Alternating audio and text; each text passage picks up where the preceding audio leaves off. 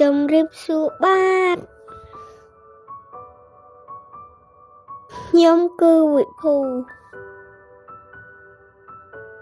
ថ្ងៃនេះគឺវិភូគូគ្រូសាកលវត្តអស់ហើយវិភូក៏ខ្ញុំទៅលេងសាកលវត្តនៅសៀមរាបក៏បានទៅក៏អូនចូលចិត្តគូគ្រូសាកលវត្តក៏បាអូនគូសាកលវត្តដល់ផ្ទះខ្ញុំចូលចិត្តគូសាកលវត្តណាស់គឺសាកលវត្តមើលទៅគឺអាបែងតែនៅជាជនខ្មែរយើង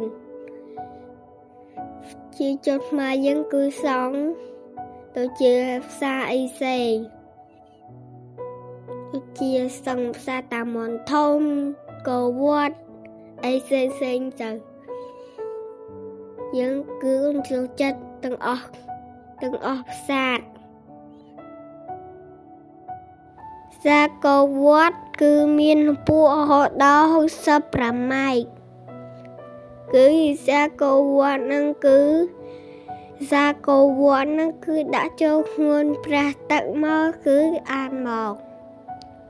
គឺមានដូចជាបណ្ណាល័យភាជរ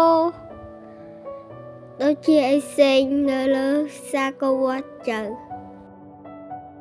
សាកលវត្តគឺប៉ោះខ្មែរយើងគឺកាយសង់កាលពីយូរណាស់ហើយសង់កាលដប់មកកាលណាស់តាអស់គ្នាកាលនេះទៅលេងសាកលវត្តក៏ដូចអស់គ្នាដែរដូចជាខ្ញុំទៅលេងសាកលវត្តគឺសប្បាយណាស់គឺអាចដល់កបងអូនអស់គ្នាសូមចាប់ប៉ុណ្្នឹងចុះគឺមើលរូបនេះបាត់តែនេះកាយសូមចាប់ប៉ុណ្្នឹងចុះបាយអស់គ្នា